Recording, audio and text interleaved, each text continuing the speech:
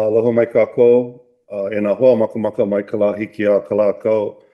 Pelina nui me ke aloha, hala nui no ke a ko ana o kako, no ka pono o ka la hui, no ka pono o ka aina, a me ka pono o ka vai no hoi. Ea he olela no ea o e kalele ana ke ko'i o ka vai, a me ka aina ke kahi.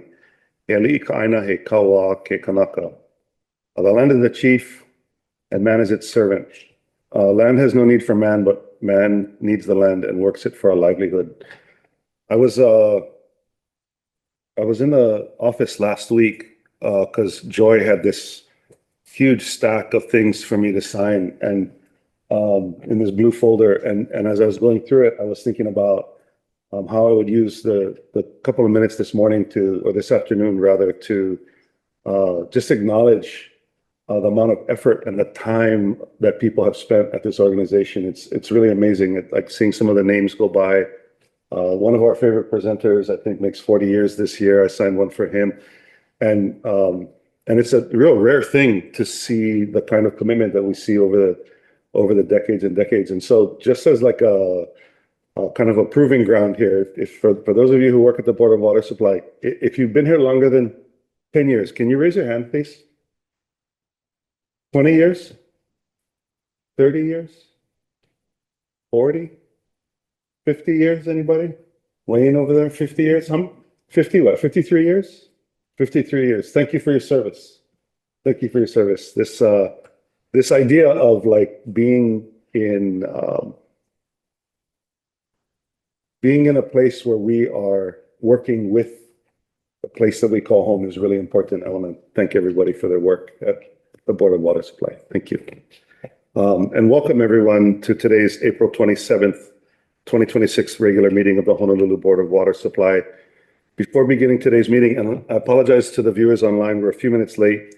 I'd like to state that our board is dedicated to providing safe, dependable, and affordable water now and into the future. At this time, we'd like to share a brief recording with reminders on public participation, as well as virtual meeting requirements and regulations for board members as required by law. Materials for this meeting under HRS Section 92-7.5 are accessible at boardofwatersupply.com/board meetings.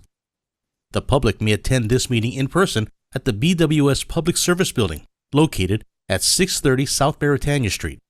The public may also view a live stream of today's meeting on our website at boardofwatersupply.com/live. We have been accepting written or oral testimony for today's meeting. Instructions and an online submittal form are available at boardofwatersupply.com/testimony. The deadline to submit advanced written testimony has passed. Testimony received by noon today have been distributed to the board members. We will continue to accept written testimony today through our online form. Oral testimony in person or remotely will be accepted during today's meeting. To facilitate as much in-person and remote testimony as reasonably possible during the time allotted, pre-registration and submittal of a written version of testimony at boardofwatersupply.com/testimony is strongly encouraged. To testify in person, please register using our online form or come to the Public Service Building at 630 South Beretania Street. We have a representative in the lobby to provide intake and further instructions. To request to testify remotely, please complete the online form at boardofwatersupply.com/testimony. Requesters will receive an email containing links and instructions to join the Zoom session. Testifiers will have 2 minutes to state their position. A timekeeper will alert testifiers when there is 1 minute remaining. Once the 2 minutes are up, please summarize to allow time for questions from the board. Then, make room for the next testifier. Board members attending any board meeting remotely must be visible to the public to be considered present and meet quorum guidelines. Board members participating remotely must also disclose their location and anyone present at their location during roll call. Meeting participants who are calling or video conferencing in, please mute your microphone when you're not speaking. If you have a question, comment, or wish to enter or second a motion on an action item, please unmute your microphone and identify yourself before continuing to speak. If you encounter technical issues during today's meeting, please use the Zoom chat to send a direct message to our support team. Their names are listed in the message to all participants. To open the chat window, please click on the text bubble icon on the Zoom toolbar. Okay, thank you. Let's take a moment to take a roll call of the board members. When I call your name, please say aye. And if attending remotely, make the appropriate disclosures. Board member Jean Albano. I'm in my private office alone. Aloha, Jean. Thank you. Board member Edwin Aloha. Sniffen will be joining us in a moment. I think he's just delayed in a meeting. Joy, just let us know when he jumps on. Okay. Thank you. In the boardroom with me today, board member and vice chair Jonathan Kaneshiro. Aye. Aloha. Board member Lance Wilhelm. Yo. Aloha. Board member Jeffrey Laupola. Aye. Aloha. Board member Darian Chun. Aye. Darren, we want to welcome you to the Board of Water Supply. You're just confirmed this month. Thank you so much for joining us. Thank you. Good afternoon, Chair, Vice Chair, Manager. Thank you for allowing me to be here, and hopefully I can help support and board along. Yeah, thank you so much. You want to take a minute and tell us kind of what you do in your day job? And Oh, I worked for Royal Contracting as their project manager for a bunch of their jobs.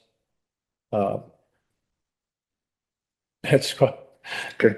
really the impressive background.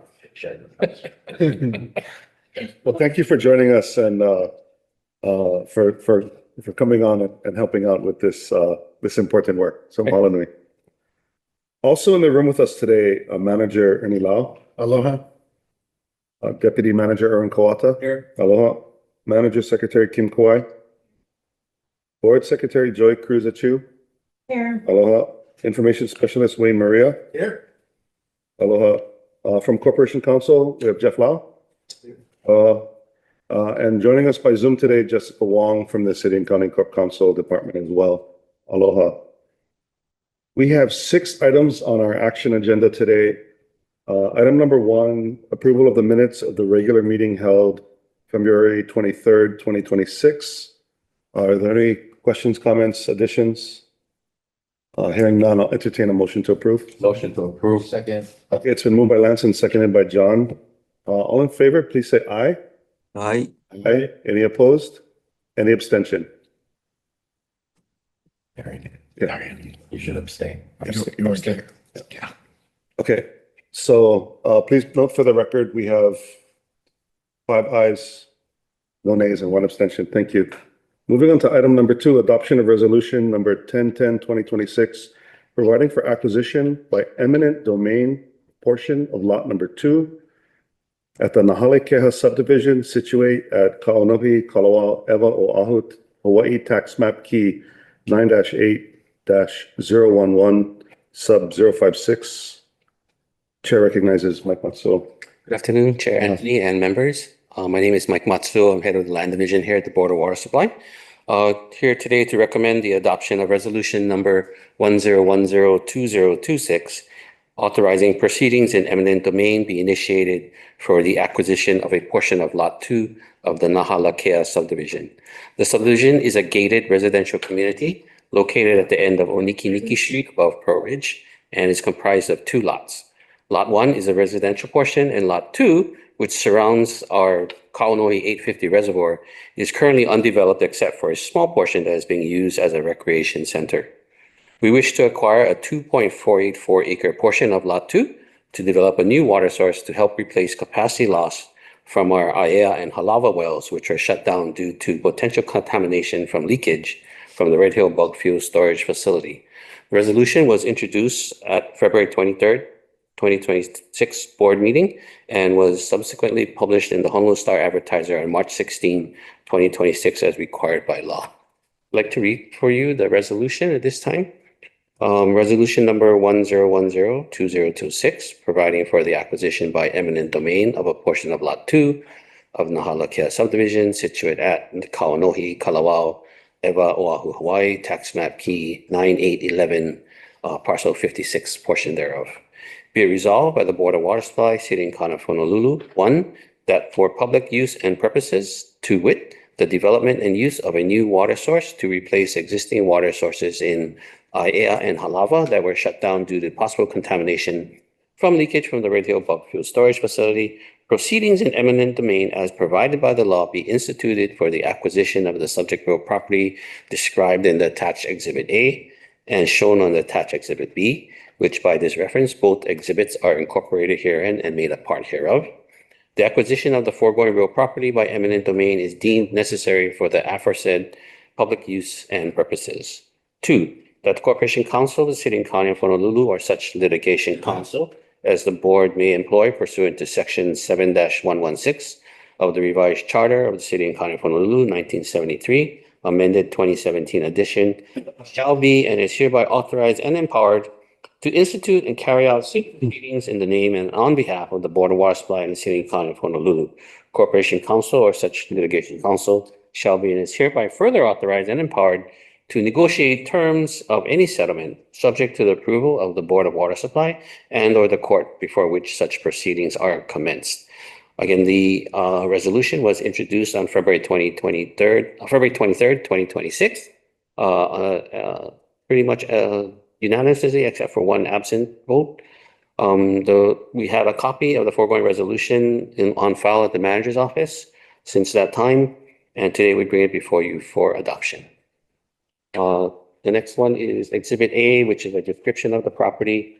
Lot 2 is actually 2.833 acres in size when shown on file plan number 1892, which is filed at the Bureau of Conveyances at the state of Hawaii. The area of Lot 2 reflects the exclusion 1, which has an area of 0.403 acres and is also Lot 235 of the Kaunoi Ridge Subdivision Unit 2B. This exclusion number 1 is actually the site of our Kaunoi 850 reservoir. If you look at Exhibit B, it shows you both Lot 1 and 2 in the upper portion, and Lot 2 is a larger area outlined in red dashed lines. And the Kaunoi reservoir is that gray circle in the middle. I am available to answer any questions. Members, any questions?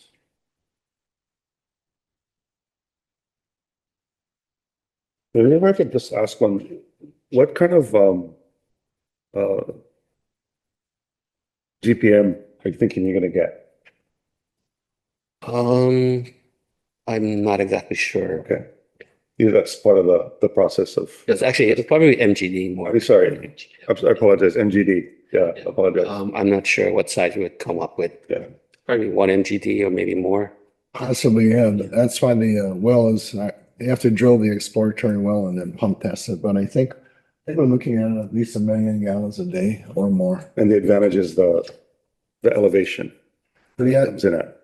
yeah, well, the idea was to get far away from the Red Hill underground fuel storage tanks and the possible plumes migrating out of there. Yeah. We looked at sites that we own and control as sites that we can develop in the Aiea and this Newtown area. Okay. Unfortunately, we have another project at Newtown 550, so a lower reservoir site. We're going to drill an exploratory well there. This is the reservoir at the top of the hill. We'll drill another one there.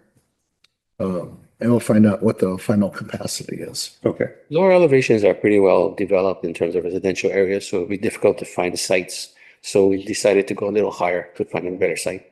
Kind of up to the forest areas. And that's just currently just storage. There's no pumping there. There's no pumping there. Members, any questions? Yeah, just confirming, like, wasn't any material conversation with the attorney or the association since we last met? No, we have not spoken. We did let them know that we were going to be adopting the resolution today and offered them the opportunity to provide testimony. But I think they're holding off until we come back to them because they did do their own appraisal, which came out different from ours.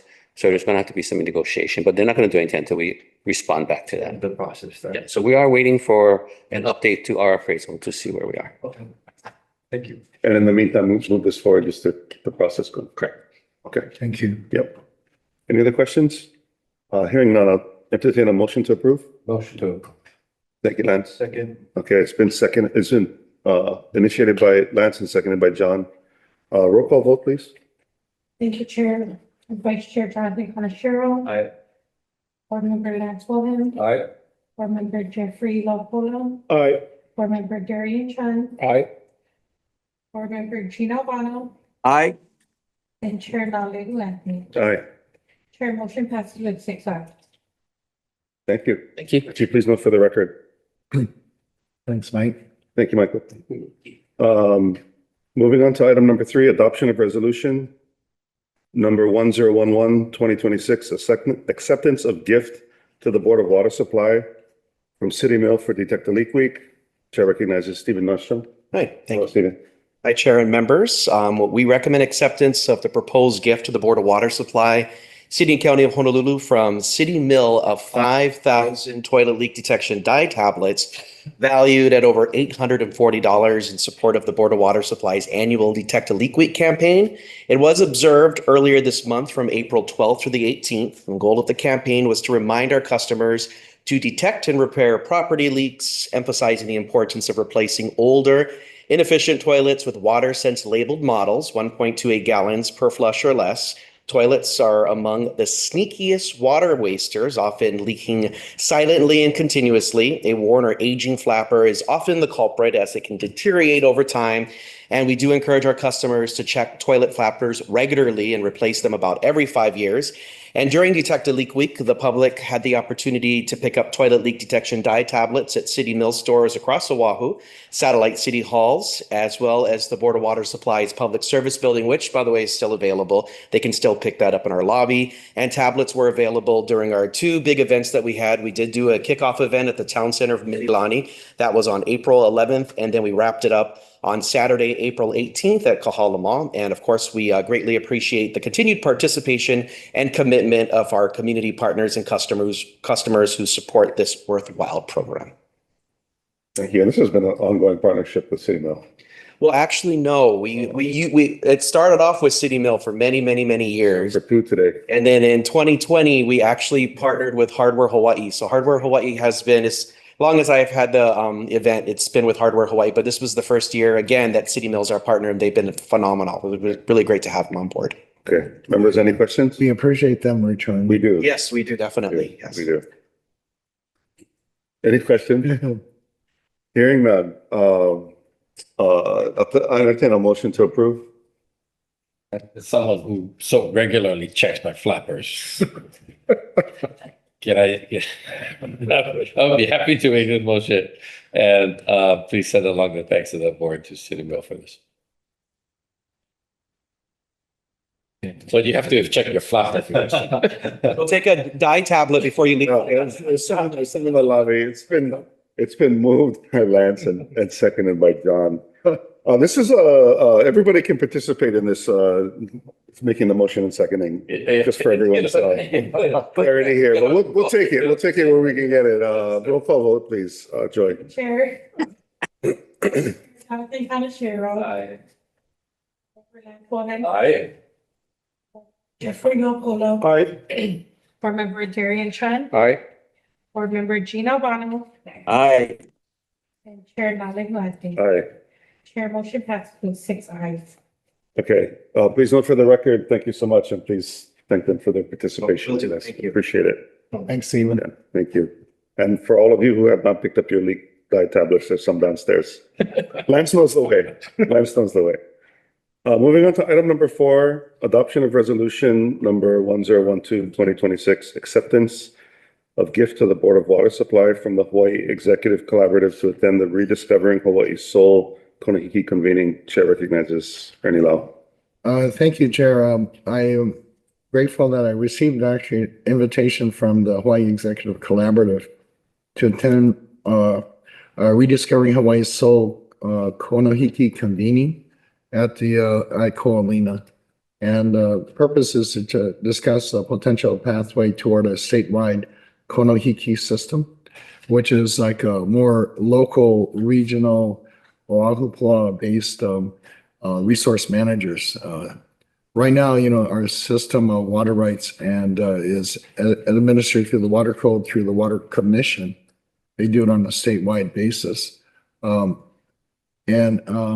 think this is probably a beginning the dialogue about a potential pathway, maybe to an improved solution.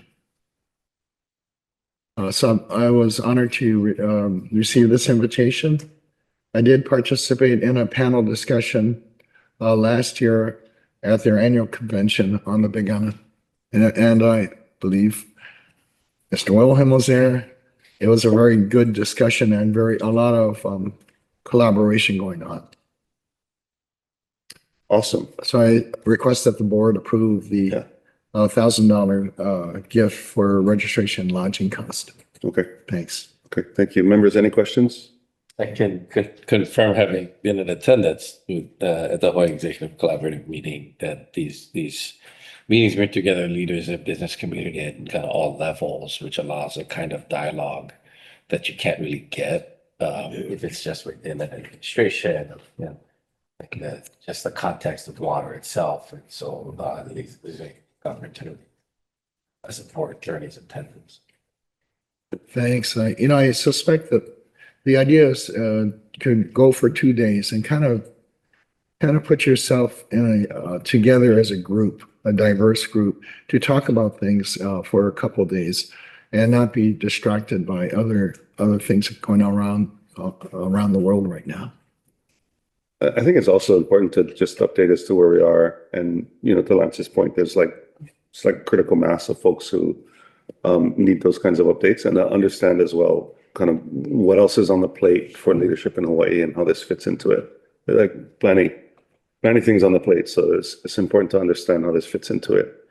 But not only this idea of the Konehiki system, which, by the way, I would just argue that, one of the modern day Konehiki models is this board itself.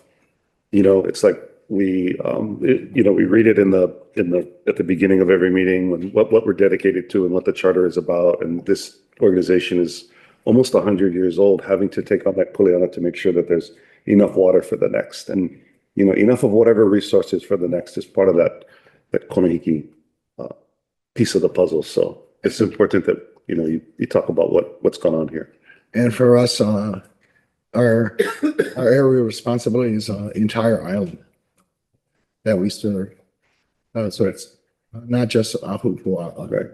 And the intricate way in which all that fits. It's like we cannot just manage Ahupua'a by Ahupua'a. We gotta look at the whole resource. Yeah, the reality is there are historical approaches. There's also approaches that have adapted over time based on what we have today. Yeah, agree. Thank you. That said, entertain a motion to approve. Motion to approve. I almost called your name out, Jeffrey. Thank you. Saw you looking. Second. All right, thank you. It's been moved by Jeff and second by Darian. Can we have a roll call vote, please? Chair, Vice Chair Chauncey Oshiro. Board Member Lance Wilhelm. Aye. Board Member Jeffrey Longfellow. All right.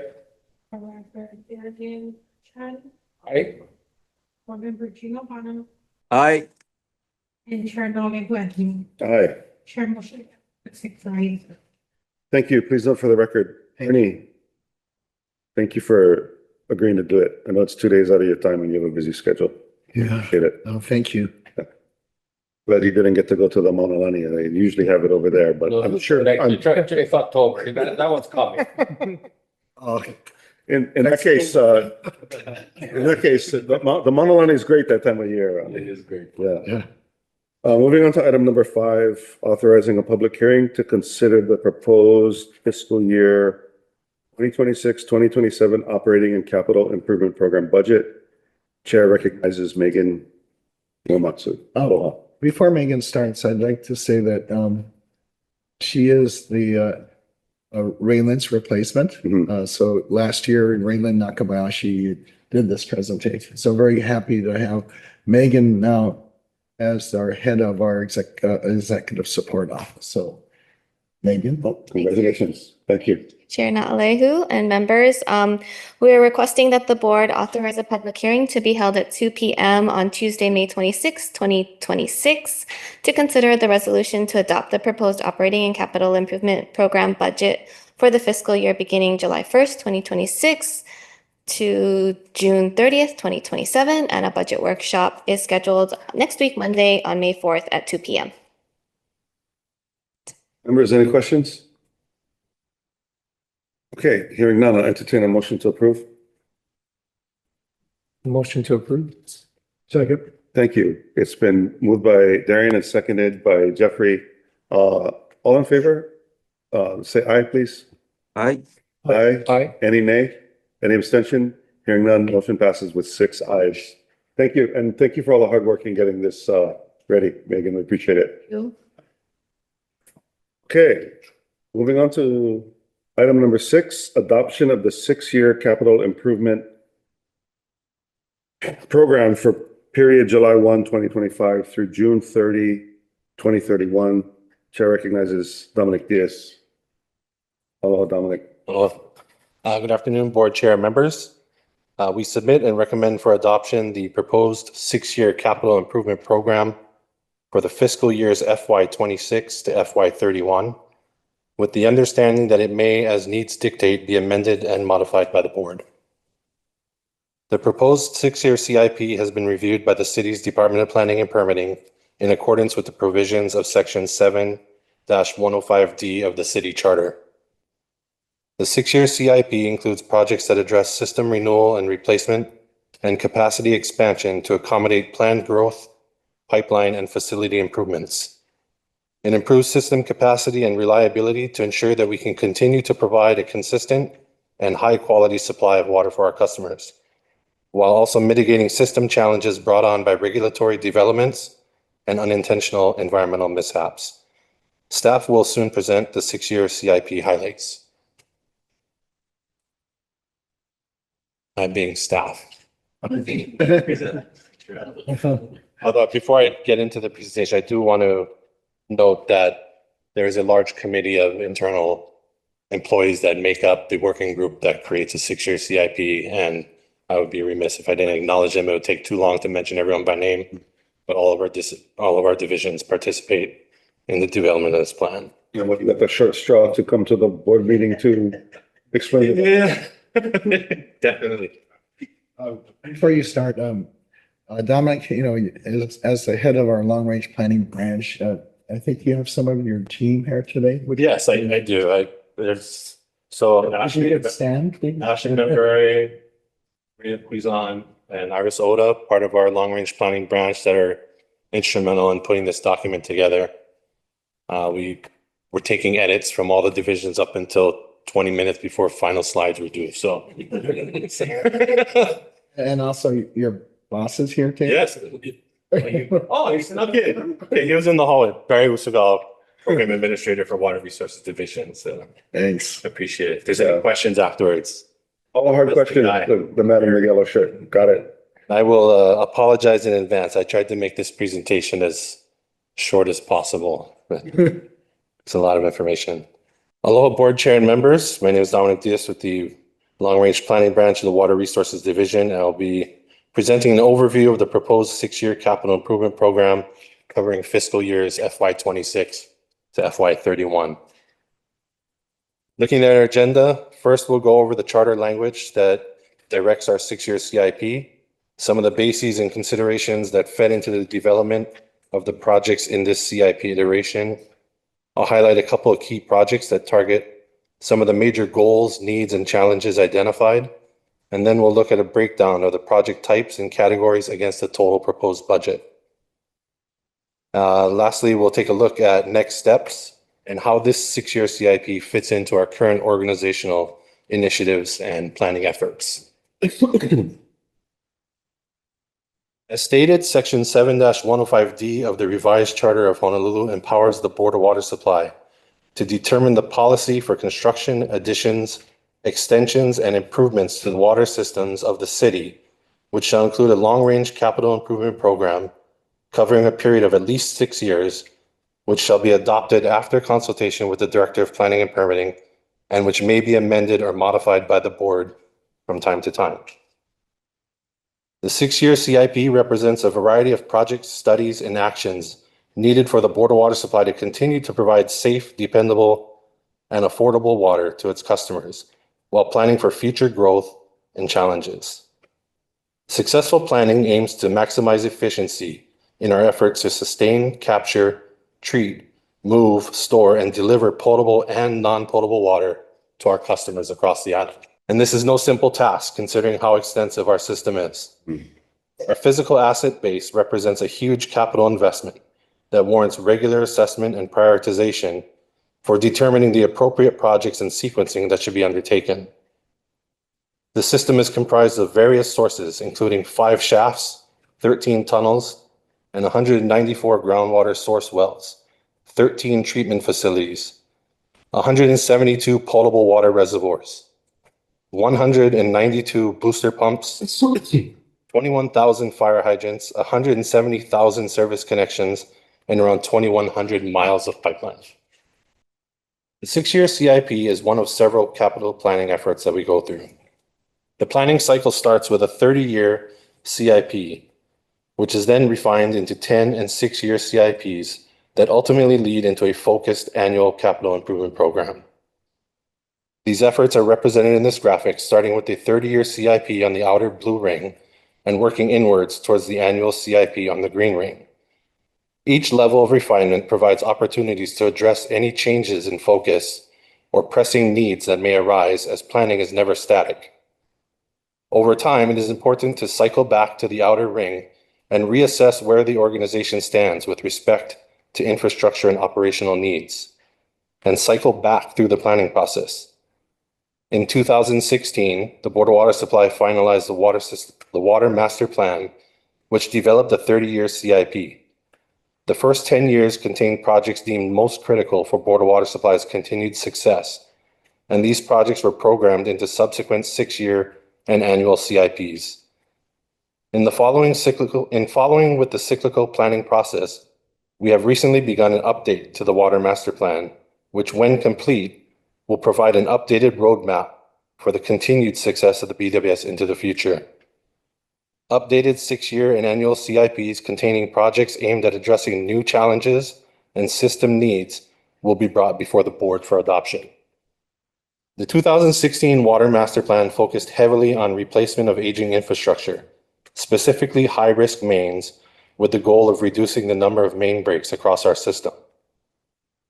A risk scoring tool called InfoAsset was developed for analyzing the mains in our system, identifying those with the highest risk scores so that they could be prioritized for replacement.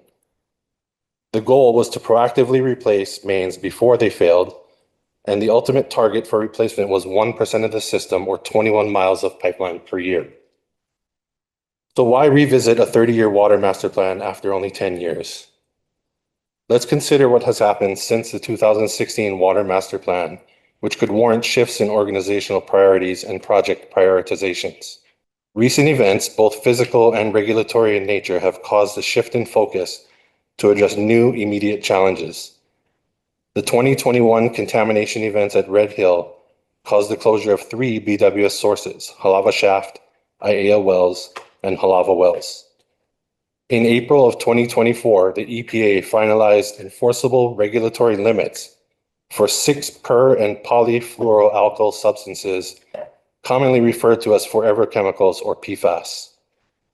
In March of this year, the Kona storms brought unprecedented levels of rainfall to the island, causing extensive damage across all facets of our island's infrastructure and operations.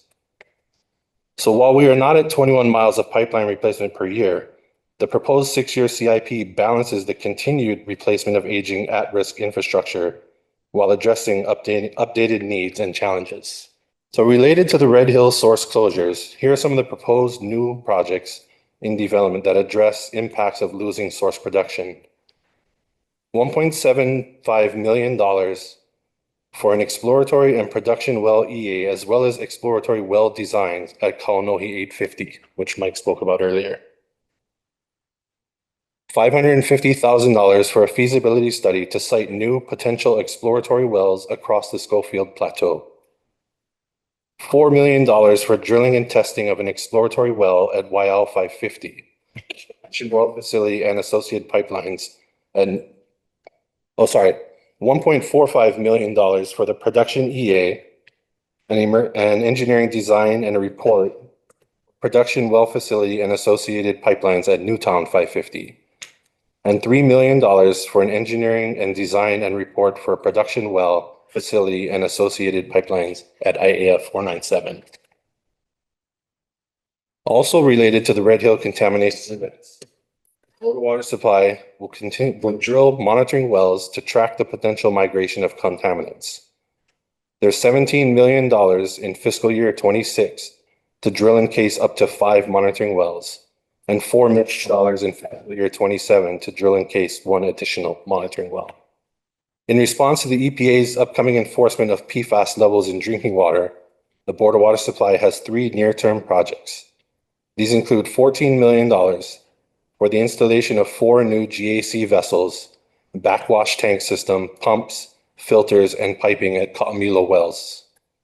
$26 million for the installation of 8 new GAC vessels, backwash tank system, pumps, filters, and piping at Moanalua wells.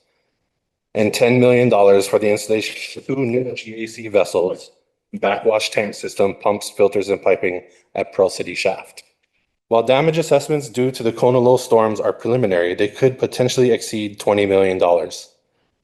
Therefore, $2 million has been programmed into fiscal year 27 for planning and engineering work to assess damages to facilities, access roads, and infrastructure. In addition to the Red Hill closures, proposed growth initiatives have exacerbated the need for additional source development. Some of these initiatives include transit-oriented development, the new Aloha Stadium Entertainment District, and various city and state affordable housing proposals.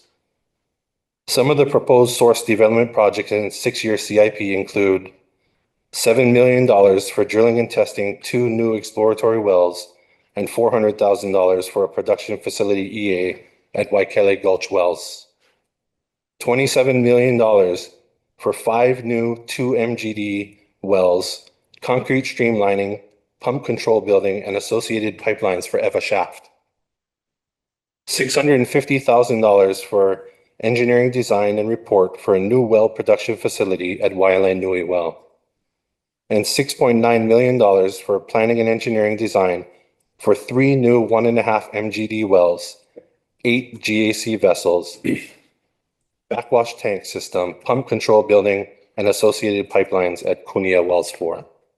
The proposed Kalailoa seawater desalination facility will provide additional source capacity while also providing the developmental framework and technical validation for the implementation of a new viable alternative source of drinking water.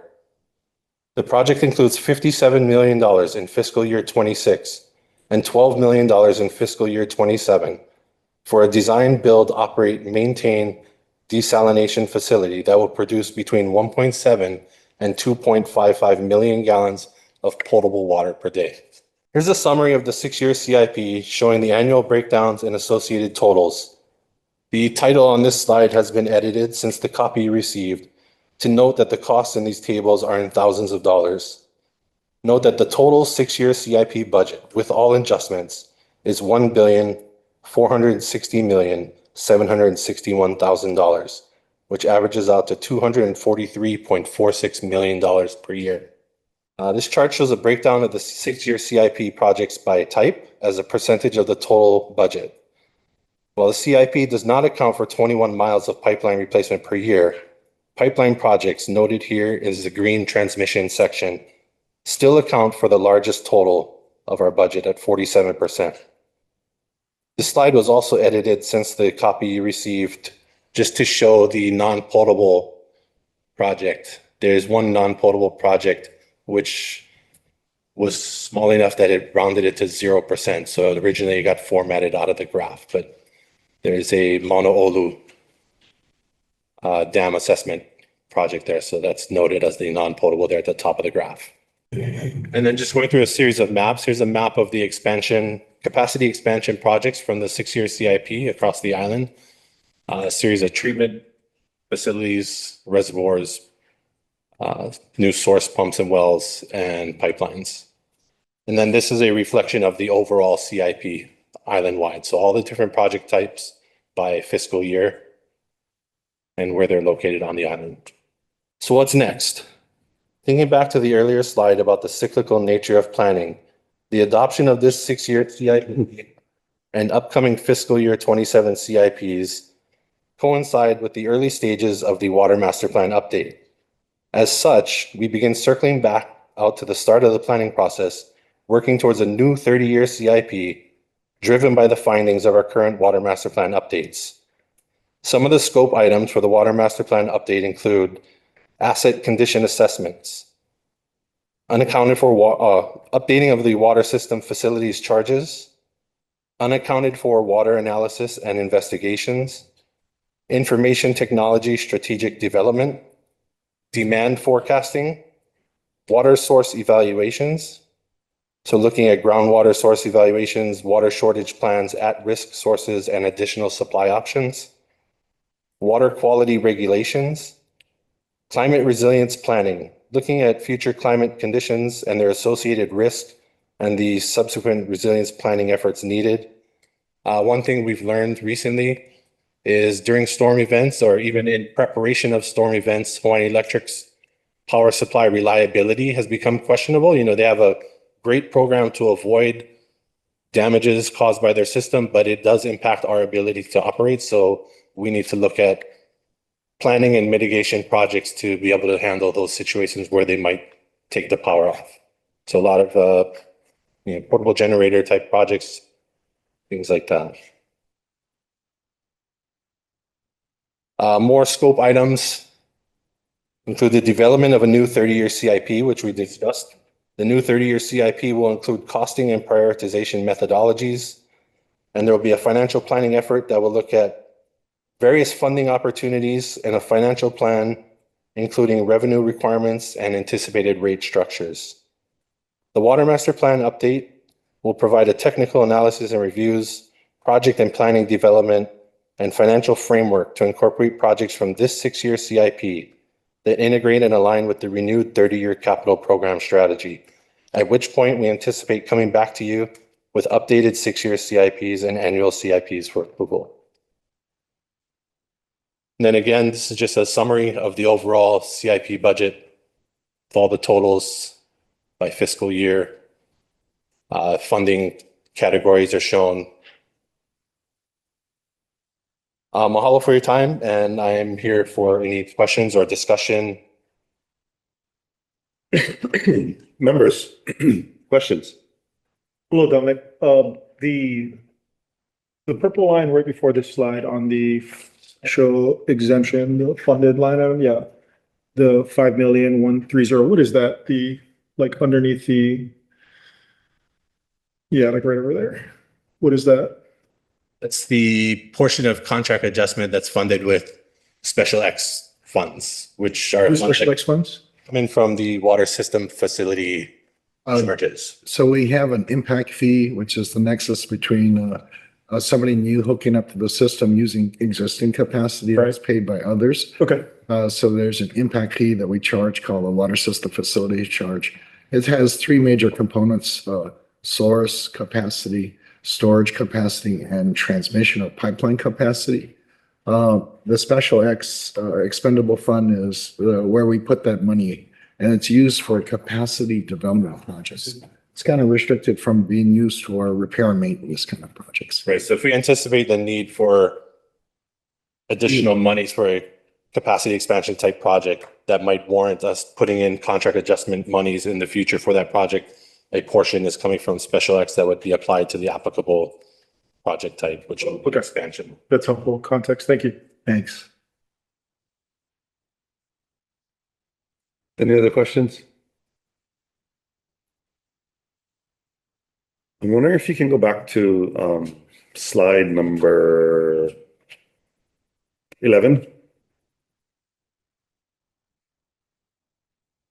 Actually, can we go to slide number 8 first with the miles of pipe graph?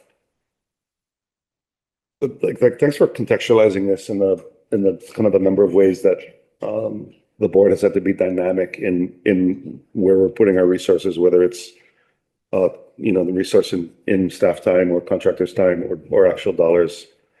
And I know that since I've been on the board, we've used this benchmark of like how many miles of replacement pipe can we do a year as like a back of the envelope kind of how are we doing kind of assessment. And I'm wondering, like, even Barry, you're welcome to jump in here as well, but like we've talked about this in the past at these meetings, like is Is it your guys' opinion that like the 21 miles is still the benchmark of how we should be judging whether or not we're doing all the things? I think the 21 miles is still applicable to say if if you isolate the goal of reducing main breaks, Yeah. 21 miles would still be an applicable benchmark target. Okay.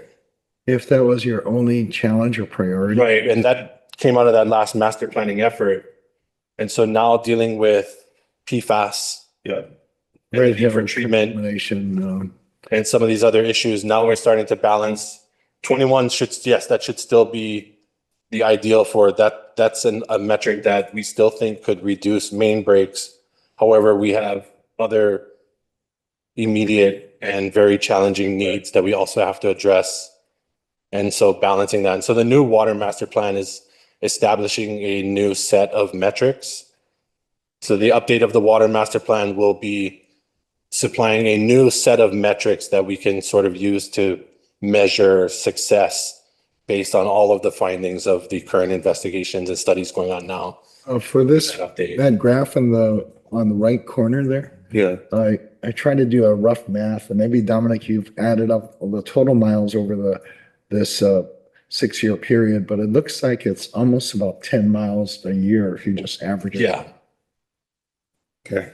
So we're making headway Yeah. toward that goal, but not annually trying to increase the miles per day. Yeah, and then there's the matter of lining up the projects where they can be executed. So it's hard to say, let's just do 10 a year. Right. When you start getting into the design and the permitting, you're going to get some heavier years, some lighter years, and some fluctuation. But And the to your overlap original of, point, 21 would still be applicable if you isolate that want to bring down main breaks. We still believe that that's. yeah, I mean, I think it's something and I'd be curious to see what comes out of the master planning is I think, that certainly the benchmark is useful. So I'm not saying do away with that. I think there's also like just a conversation that has to be had about if you're meeting charter is more than main breaks. Charter is like, all the other stuff that you listed there that doesn't necessarily extend out miles of pipe per year. But to your point is ultimately very important in the near term so that we can meet charter and hand this off in ways that are really, productive and. Yeah, thank you. We're a utility, and our capacity, our services support the economy. And that includes like the push toward affordable housing development, right? Transit-oriented development. It's trying to ensure the capacity is there to meet those needs when they become available. So that's kind of the challenge. Reducing main breaks is one important factor, but we can't look at that only in isolation. We have to look at everything else that we're facing challenges with. So I think this is good to keep the 1% in mind as a goal and don't lose track of that. But we have to temper that with other challenges that we face. Yeah. Yeah. If I could add, Barry Segal, when we did the 2016 master plan, we just used number of main breaks, and our goal was 300 main breaks to exceed. Right. Since then, field operations has ramped up their leak detection and repair program too, and we have now they have data on leak repairs plus emergency main breaks. So that's why Dominic was saying we need to relook at the performance metric, and we've gotten better with the inflow acid risk tool. So if we can address the highest risk pipelines tied with proactive leak repairs and minimize the emergency main breaks, that's where you lose a lot of water leak damage like that. They're more surgical, I guess. Field operations has been. So we like to address that and then revisit the metric. So we can still kind of keep the water flowing, but perhaps at less costs. Because it's construction costs for pipeline replacement has like more than doubled in the time frame. Yeah. So to actually get to the 21 miles is like pretty expensive. So there may be a couple more efficient ways to look at it. We want to take the time to do that. Yeah, absolutely. I mean, we just did a rate raise a couple of years ago, and so it'd be interesting to see if the raise and the dollars coming in are going to coalesce with some of the construction needs as you start to, right? Like the big spike during COVID really kind of upended operations, if I understand it correctly, in terms of contracting, and now it just starts to smooth out. Like, try to get a better understanding is like, does the rate raise actually account for the new construction costs and all of that? And I think my point was more along the lines of like, slide 11 and 10, 11, specifically is like, we have a whole new, and also the new well development work, right? Which is like, there's this whole new suite of work that persists, that costs a lot of money, takes up a lot of staff time, upends contracting maybe in terms of like what gets to go first. That is maybe not as important, but it's certainly a long-term set of solutions towards making sure we have what Ernie's talking about, right? The capacity for the new housing, the meters that, they're requesting, and all these other things to balance it all out. And so like, I'd be curious to understand, when you folks are part of the work, like what the metric is for that, or what are the tools that, I'm not an engineer, like novices at the board can understand if we're meeting the sets of requirements for the future need, Yeah. You folks will definitely have a chance to weigh in. Water master plan, and that includes the metrics. I think that was going to be kind of my point too. Like there's a role for this body to play in that process. And part of it is like helping to articulate the focus areas that the board think are important beyond just, okay, water migration is important because we lose a lot of water, but source development, sources like that. And then other matters that can play in that, like the regulatory environment we live in, to make the resources more available to us. That kind of like, I think this body has an opportunity to help. And, if we're brought in at the right moment to provide that help. So like the offering that. Yeah, no, definitely that you're figured into the process. Yeah.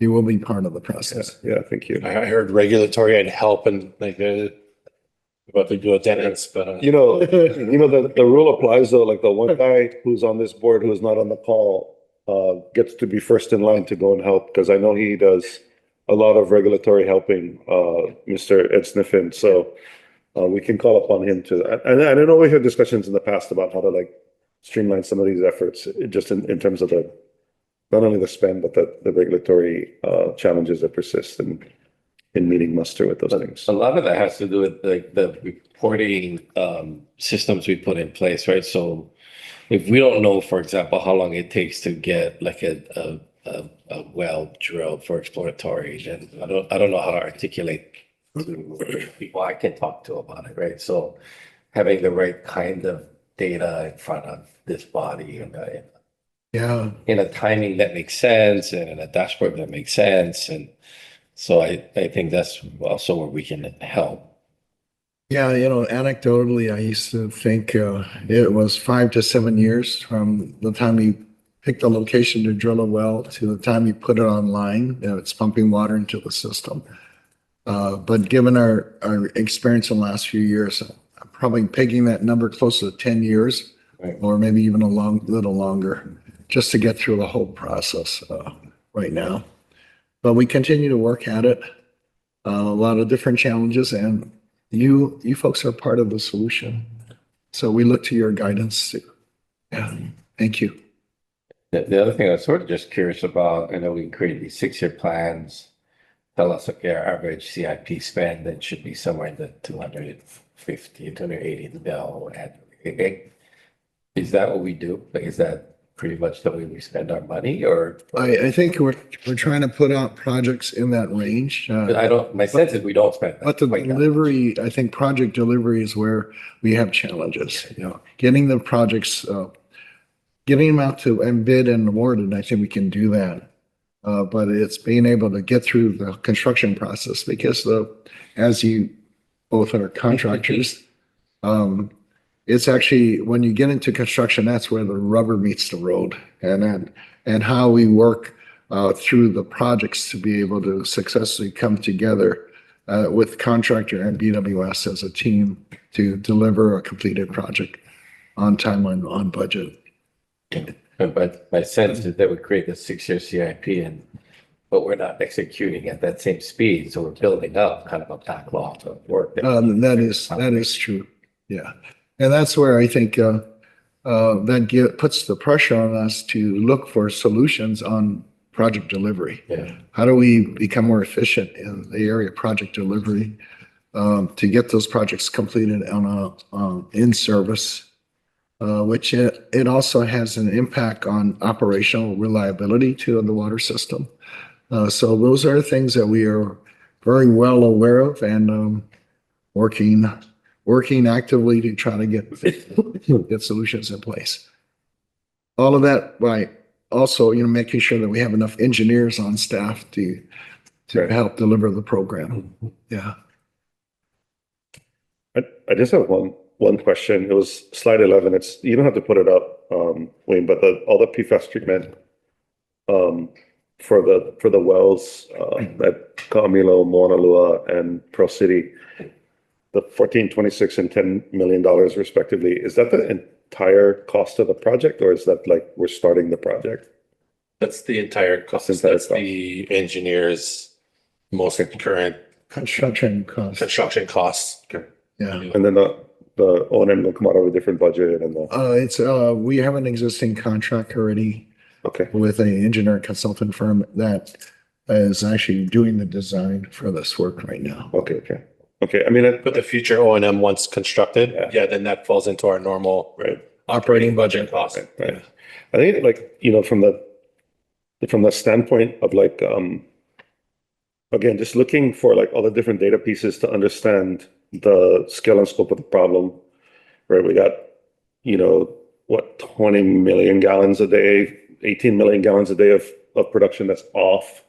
That's closer to Red Hill. We have, the Navy installing these 2 large lift facilities that are, $500 million to build. That's the outside edge for 4 million gallons a day or 5 million gallons a day of production. So from the board perspective, I'm trying to get a sense of how big of a problem we have here, to understand okay, if you're going to treat these small facilities with, 14 and $25 million or $26 million, that sounds, it's a lot of money, but it's perfectly reasonable when you're housing $500 million on the other side of the equation in terms of what the build cost is. And I think it's important for us to keep an eye and understand then, what's coming in. It's all brand new. We haven't had to do this before. The EPA set these standards for PFAS, and now we got to meet them. But we got to make sure that we understand what the future unanticipated. To be clear, you guys are anticipating it by doing this, but 5 years ago we didn't have to do this, right? The last plan there was not talk of this. So this is newly anticipated understanding of these costs associated with meeting charter, and if it's new and it's not we know how to change a mile of pipe out and we know what the engineering looks like, then it's important that you tell us as best you can, look into your crystal ball and tell us what the future costs may be when we're talking about the kind of capacity that we're down right now because of contaminants that are lurking around in the aquifer that are unknown. You know what I mean? And that's currently what we're trying to get to as well. We've got several programmatic efforts looking at PFAS as an overall thing. Where is it? Where do we think it's going? That overall study is going to look at, trying to identify future at-risk sources. We know these 3 need treatment soon, but like you're saying, what's that next level of sources based on the available research and data that could be subject to be impacted by PFAS? And in the water master plan, looking at, historical data trends of all of our sources, which sources may need to ease up, where do we need to really look at providing additional source capacity? So we've got several efforts that are trying to do exactly that and identify what we need when and how much is that gonna cost? And And, to make it really clear here, none of this comes by way of a complaint. The whole country is dealing with, all these municipalities in these counties are dealing with the same issue that you just spoke about, trying to figure out how do they meet muster for this new set of guidelines and anticipate where the treatment needs to be in a set of contaminants that's pretty much ubiquitous across the world. Yeah. So I think it's just it's a really important piece of the puzzle for us to keep an eye on, especially given, Red Hill, especially in 21, especially given, the AFFF spill in 22 and the stuff that we do know, and then all the other unknowns that, are impacting our ability to make our best guess as to how to proceed. And one thing to remember on PFAS, there's over, I think it's 12,000 different PFAS chemicals developed by chemical companies. Yeah. The regulations only looked at the first 6. Right. And as they look at more regulations in the future, then that might require additional treatment at locations that currently we're not looking at too. So, And the threshold. it's going to be an ongoing challenge. Yeah. And the threshold for 4 parts per trillion is a extremely, extremely low threshold. It is. Yeah. Yeah. Yeah. Any other questions or comments, you guys? Thanks for allowing us to spend a little bit of time on this issue, and thank you folks for all the hard work in moving this forward. I'm wondering if we want to entertain a motion to approve. So moved by John, seconded. Do we want to take a roll call vote? Thank you, Chair, Vice Chair, Jonathan Conachero. Aye, Dominic. Thank you. Board Member Lanahan. Aye. Board Member Jeffrey Lopona. Aye. Board Member Darian Chun. Aye. Board Member Gino Bono. Aye. And Board Member, Chair Nolly Guanxi. Aye.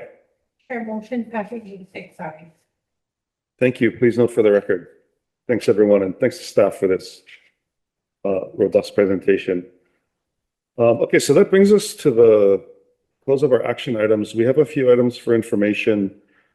I'd like to start with the update for the Board of Water Supply's response to potential impacts of the Red Hill fuel contamination.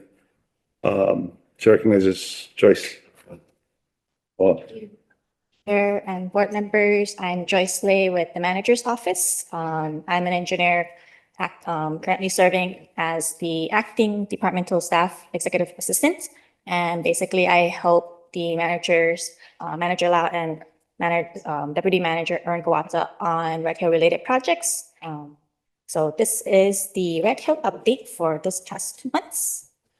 So in the past months, we continue to attend public engagement and subject matter meetings with the Navy, Department of Health, and Environmental Protection Agency, such as the Fuel Tank Advisory Committee meeting. At the end of March, EPA released their final report on their assessment of the Joint Base Pearl Harbor Hickam and Aliyah Manu Military Reservation's water system, concluding that the water system showed no fuel contamination and could return to regular compliance monitoring.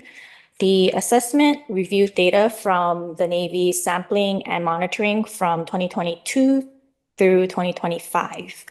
2 weeks ago, the EPA also hosted a webinar to go over this report, and you can find a recording of this webinar on their website, the link below. And then just wanted to note that the Board of Water Supply was not part of this development. We were not part of the development of the testing and monitoring methods, and we were actually not part of this assessment. In terms of updates from the Navy Closure Task Force, this past month, we saw increase in residual fuel recovery from the tank closure cleanings. They are moving forward with ventilating their 11th tank of the 14 tanks that needs to be cleaned out before closing the facility itself.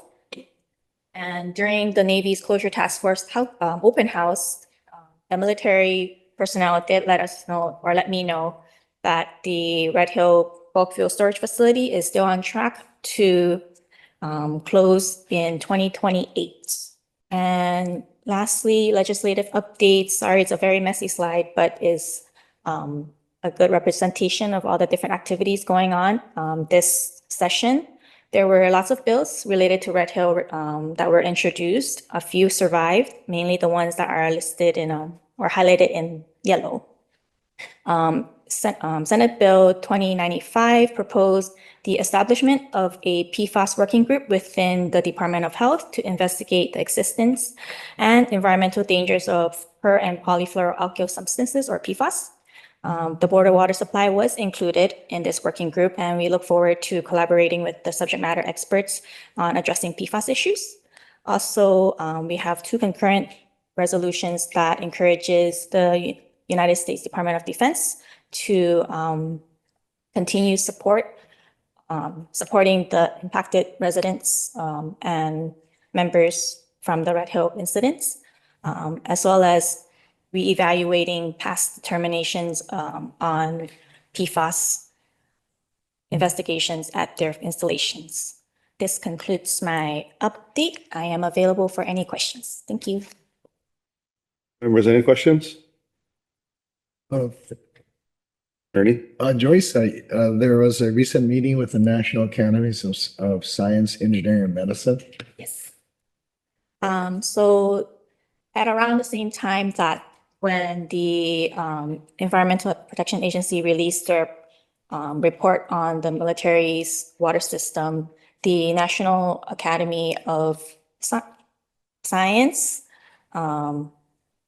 Engineering, and Mathematics, or Medicine, also came out with their report on the assessments of the impacts of JP5, jet propellant number 5 fuel to the Red Hill residents. Basically, what the impacts have been for the impacted members.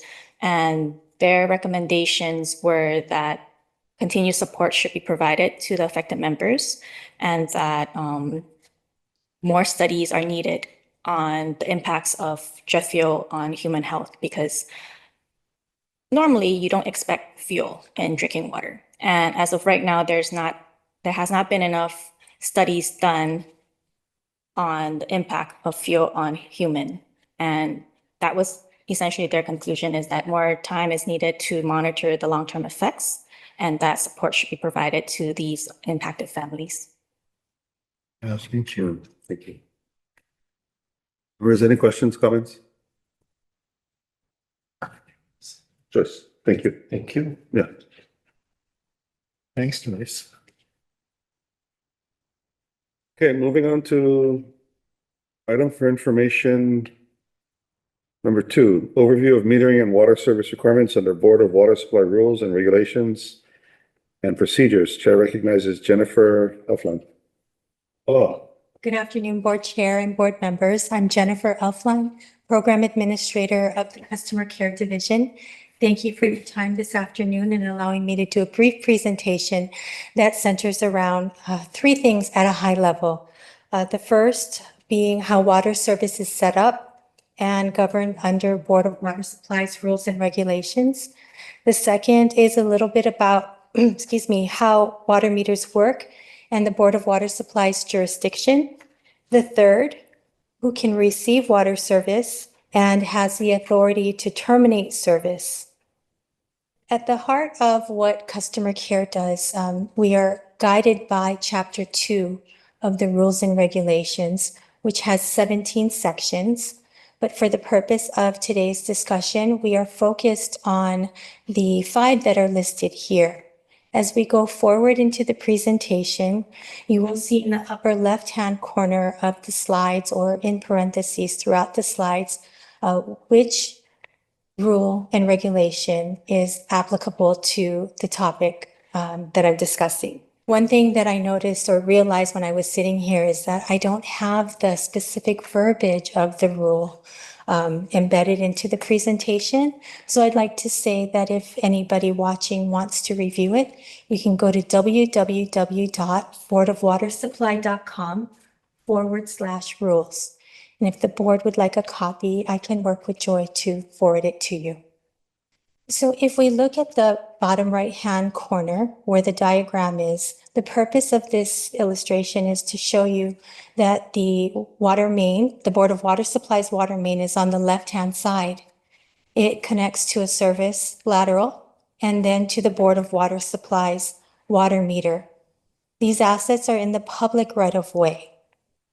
The purpose of the water meter is to measure how much water flows into the consumer side, which is on the right in gray.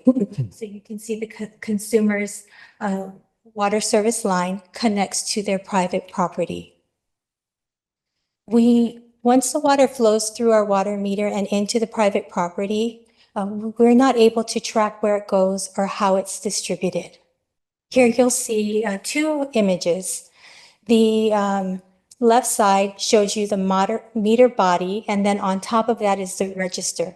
So as the water flows through the meter body, it will track how much water is being used, and that is for billing purposes. Now, most of us are familiar with the idea of a single-family home, walking down the sidewalk and seeing a meter in the ground. That's 1 meter serving 1 dwelling. That's on the left-hand side. Sorry, it's showing you that each unit is being served by its own individual meter. But on the right-hand side, there is 1 meter serving multiple dwellings. So there's a choice there. When 1 meter serves multiple dwellings, we refer to that as a master metered property. So the water is delivered through that 1 meter to wherever within that private property the property owner or its manager determines is appropriate. So the internal distribution is determined by them. Board of Water Supply does not know and does not track it. Once a water meter is in the ground, then we are able to provide water service to a consumer. And in order to do that, they would apply for water service. And when we accept an application, that should come from a property owner or a tenant who is authorized to establish service in their name, or some other type of authorized representative. That might be a property manager, a trustee, or even a court-appointed receiver. When we receive that application, we will verify that they are in fact authorized. And we'll do that through a property deed that they provide, or even querying the Bureau of Conveyances. If it's a tenant, we look at the rental agreement. During the application process, we ensure that the applicant is in compliance with other areas of our rules and regulations, such as ensuring that they don't have an outstanding unpaid balance with us, that they have not used water without authorization, or have not tampered with the water meter. In some cases, the collection of a security deposit may be applicable, and in others, a backflow preventer might be necessary. So as we go through this process, we are again verifying that the person who applied is in fact authorized and that they are in compliance with our rules and regulations. We have the right to refuse water service where they are not in compliance. And then once they have service, at some point, people will need to terminate. For example, you sell your property and you go elsewhere. So the party who can authorize the termination service would again be that property owner, or they would be the tenant who is authorized, or another type of authorized person like the property manager. And just like when they apply for service, we will go through a verification process. And in this case, we're looking at confirming the termination date because we need to determine when to stop billing them, how much to issue them that final bill for, and sometimes we have to refund the security deposit. So in summary, we deliver water to the meter. The account holder is responsible for the premises served by that meter. Internal plumbing systems are privately owned and controlled. And we administer water service in accordance with the Board of Water Supplies rules and regulations. And I'd just like to add that these rules and our operational procedures are very important. A couple of examples of applications that we've received. In one case, we received an application from parents, and they were trying to put the water service under their minor child's responsibility. In another situation, there was a multi-unit building in town where the owner of the building had specifically said that there should be no water service there. But someone had taken up residency and was posing as the building's manager and even collecting rents. So these are examples of why the rules and regulations and the operational procedures that we employ are important to getting water service to the appropriate people. And that concludes my presentation. Anyone have questions? Members, this is like a super good, this is an important piece of the puzzle when we're talking about. I mean, I've seen a number of things go by where we've had to discuss the tenant stuff and how the metering works and who has to pay and the jurisdictional pieces of this. And this is like a really helpful briefing. So I appreciate that. I'm wondering if we can go back to, I think it's like slide number 8. Right, so number 7 is the master metered property, right? So you got like multiple homes on the 1 meter. And if we take that premise, like multiple homes on the 1 meter, can you like just like that picture, like it's like a you know, a duplex or a fourplex. Who are the people when you come across that issue that can actually turn on service? It would be the property owner or the property manager. Okay. And we are looking for documentation that we can confirm the identities of those people.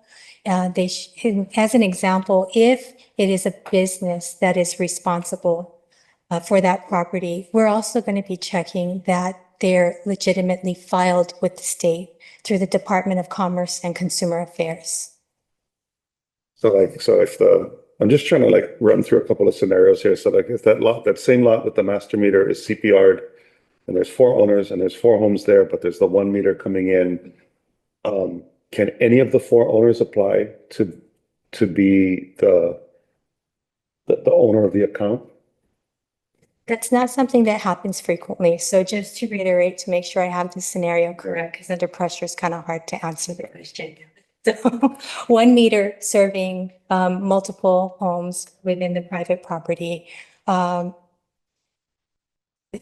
it's CPR'd like that, yes, they can come forth with the documentation that says, I am the property owner. I would like to establish water service, as could she. But if there are issues between the owners, we don't get involved in that. Got it. And so you said it's not very often you see that. Is that because there's usually like a HOA and like a whole determination of kind of how all of the different billings would get then adjudicated and paid for? And that's correct. Okay. From what I've seen in the 12 years that I've been here, yes. Okay. Okay. I know we've had there was like that 600.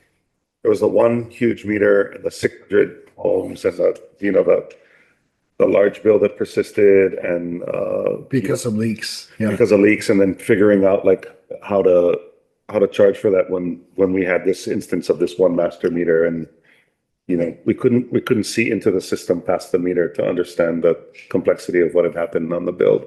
Right. And that's right. In that particular situation, there was a homeowners association and the property manager was responsible for the day-to-day things related to that property.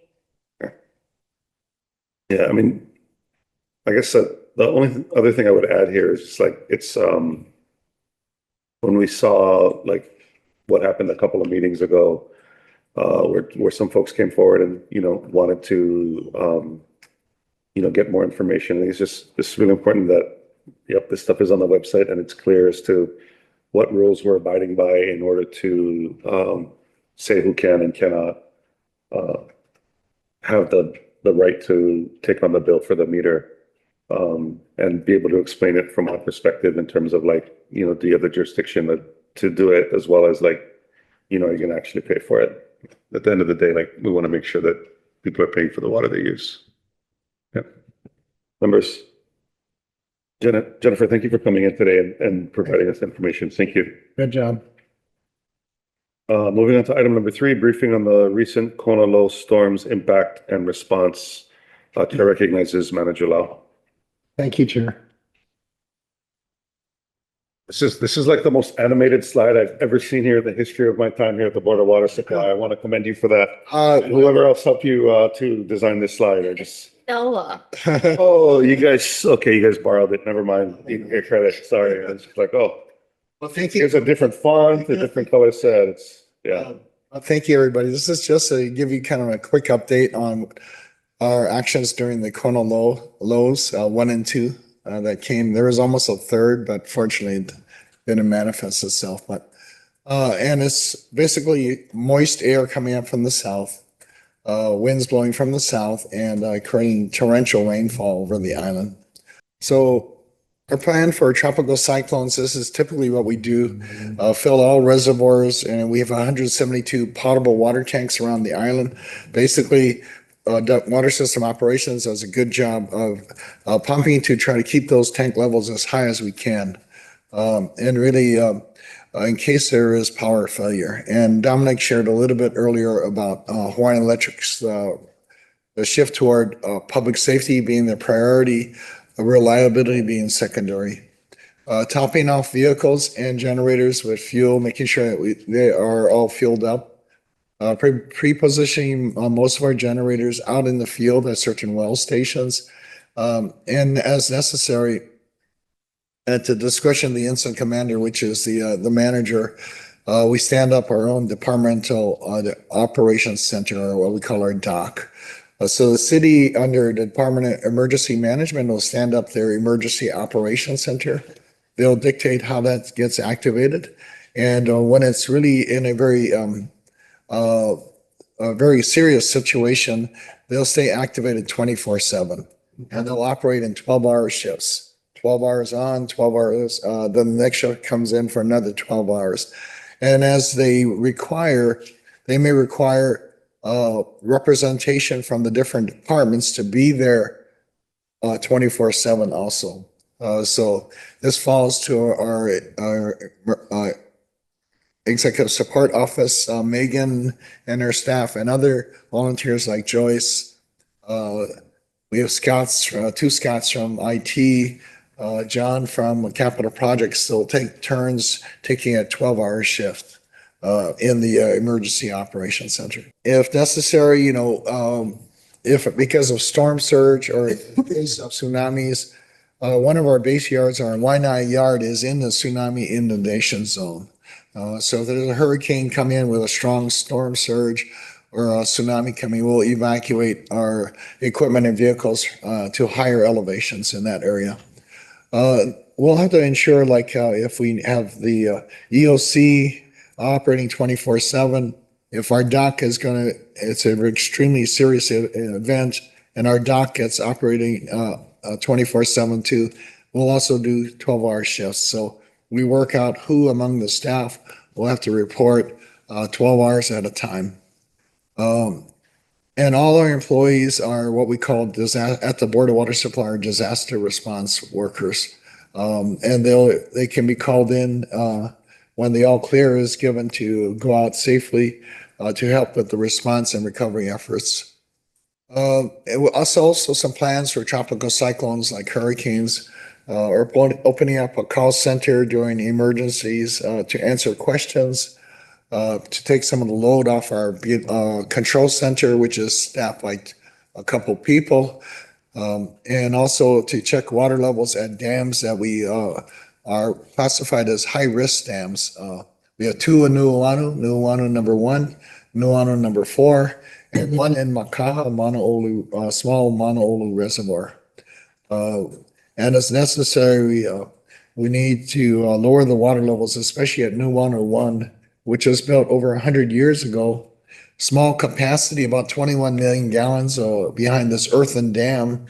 It has a emergency spillway, which is a basically unlined earthen ditch through the dam and not concrete lined. It doesn't have an outlet pipe.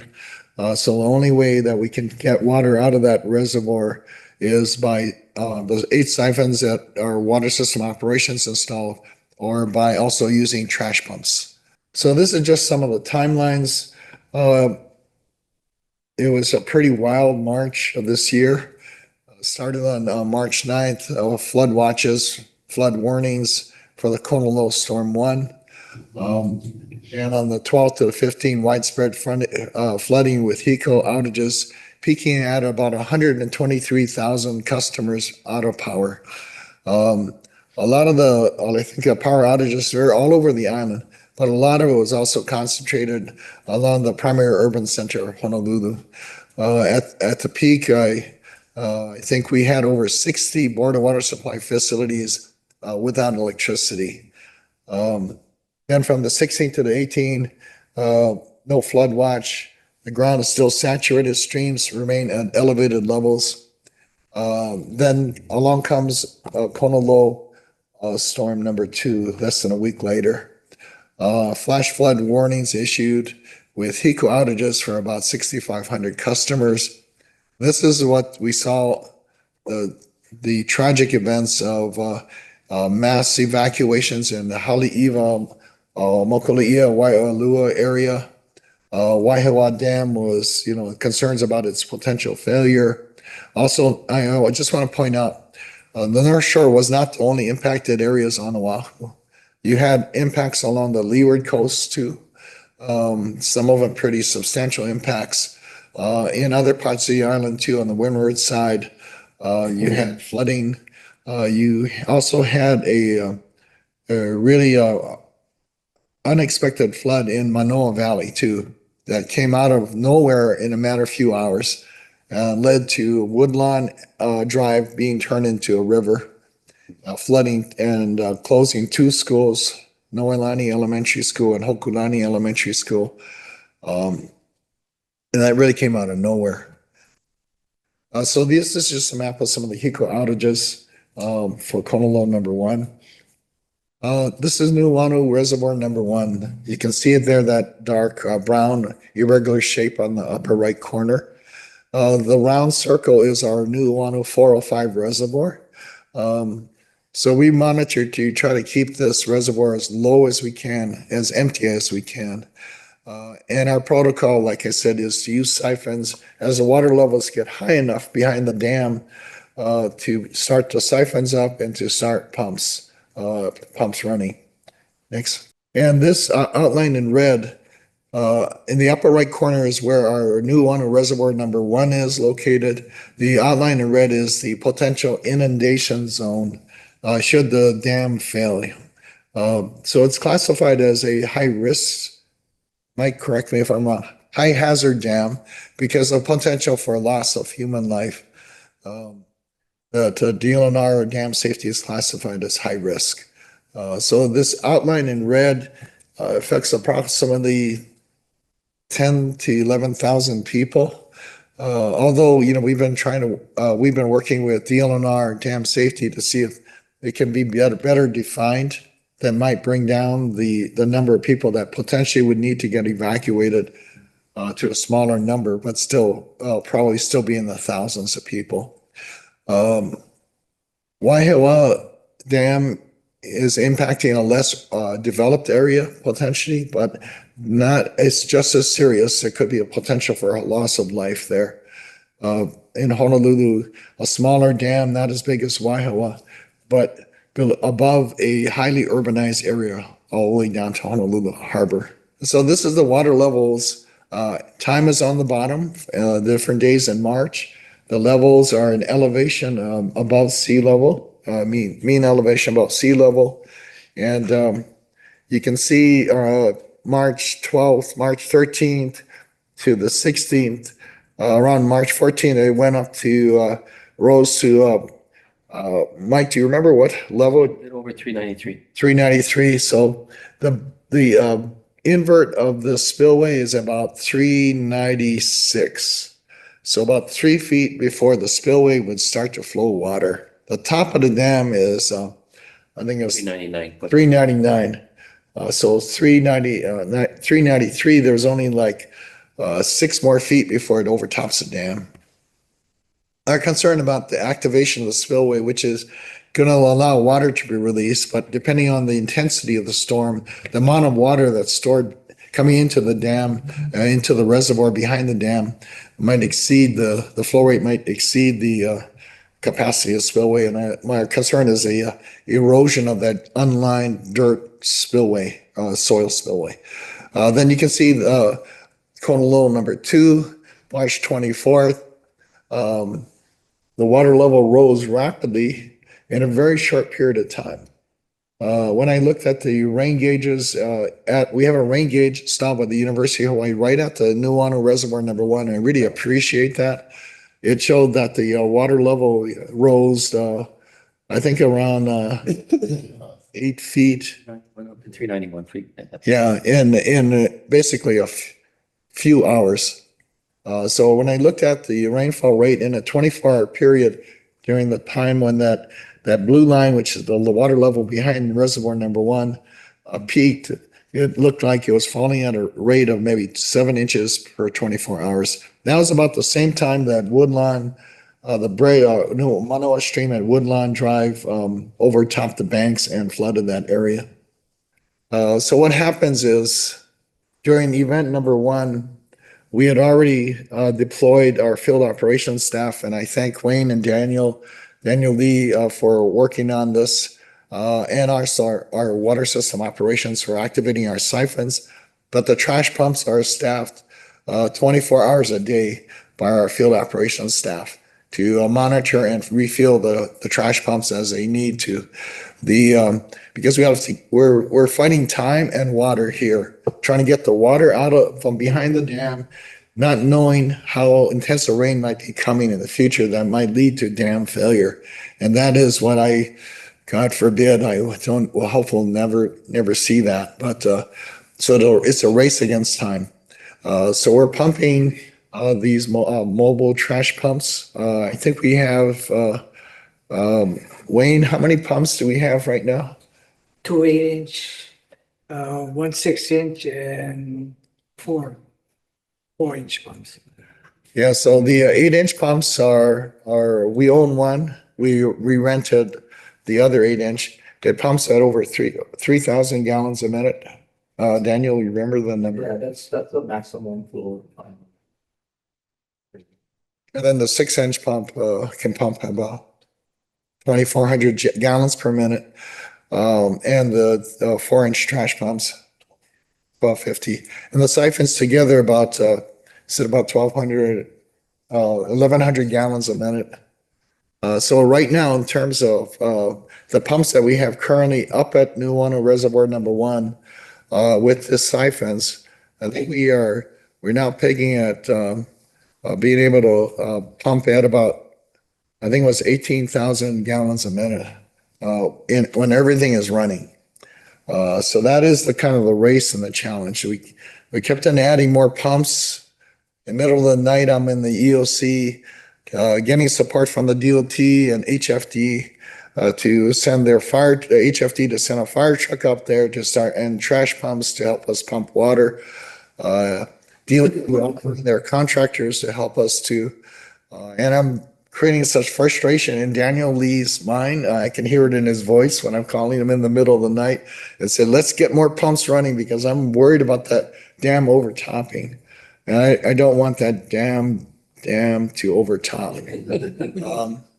So it's a lot of stress. But fortunately, we're able to stave off and keep the water levels low, that the spillway never got activated. We were still so many feet below overtopping, but we did. And I remember dragging Mike Matsuo out on Honolulu number 1 And you came down there about 1 a.m. into the EOC. It was like I was watching remotely the water levels and the rainfall rates, and I said, "This doesn't look good. We got to get to the EOC and talk about procedures to evacuate, when to give the evacuation notice to HFD and the police department, HPD." So we were down there from maybe 12:30. I was there around 12:30 to about 4 or 5 o'clock in the morning, working with the EOC, DEM on procedures to evacuate and when to evacuate, at what level to start to issue the evacuation. So I'll just pause there to say that for the community that's watching this, maybe watching this, please go to our boardofwatersupply.com website and look for the summary sheets or on these two dams, Nuuanu Reservoir number 1 and number 4.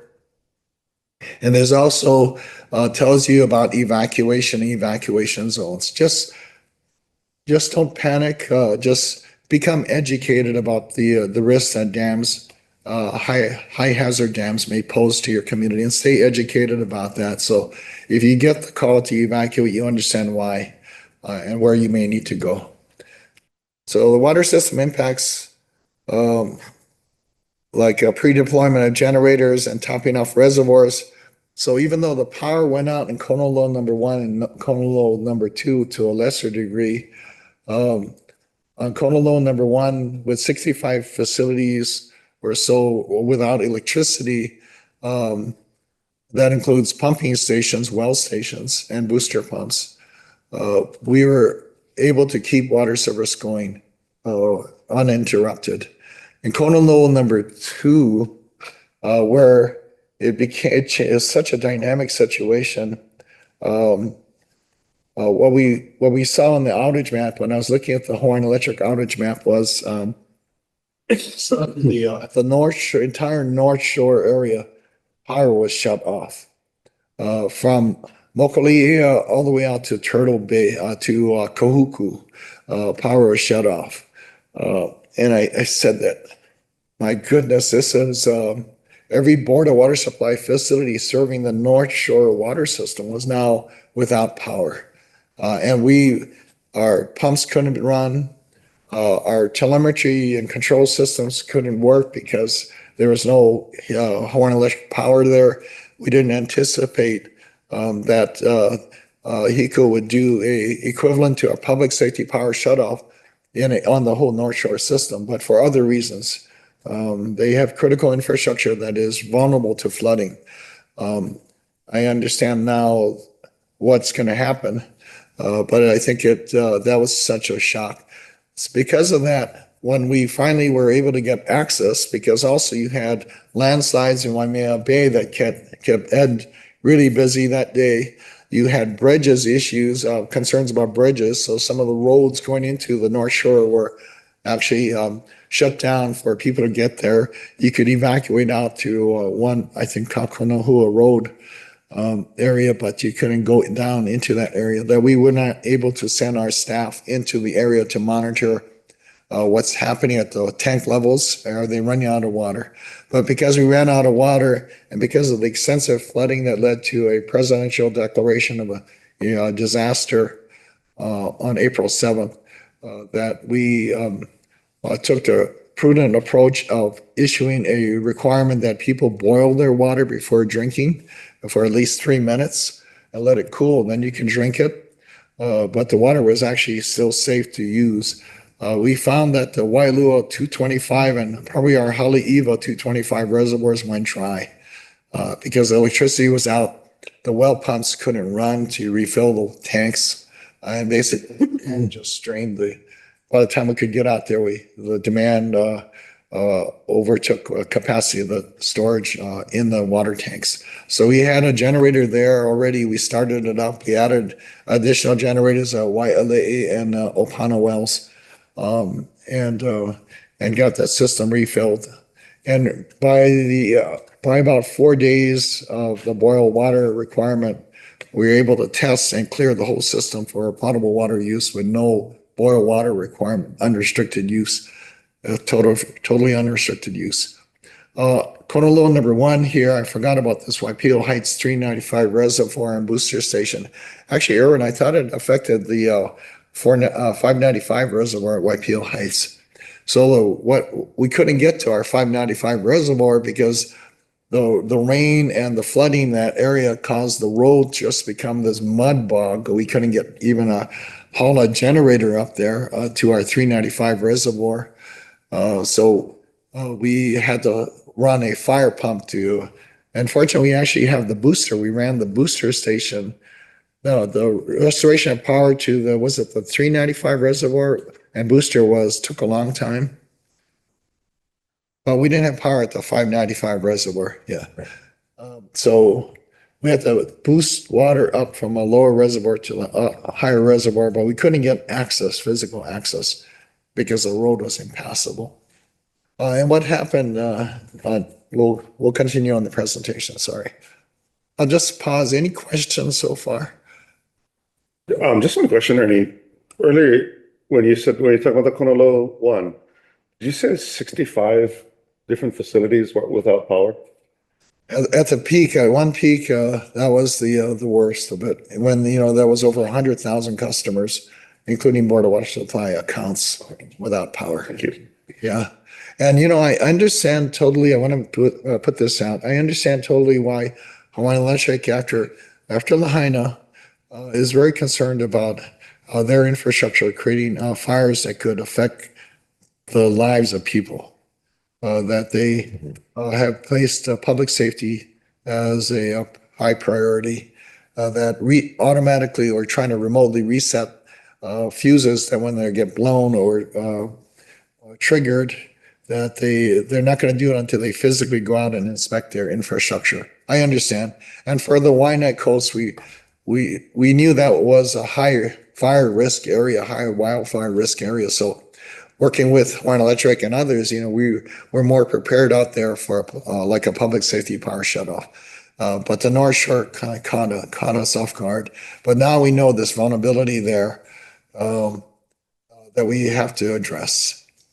So targets in the event of power loss. So this is now moving into maybe a talk about emergency power and what our capabilities are and what our capabilities are not. Average day pumping for the whole system serving almost 1 million people is about 145 million gallons a day. I think it might have dropped to about 140. Pressure zones are zones of our water system that serve different elevations around the island.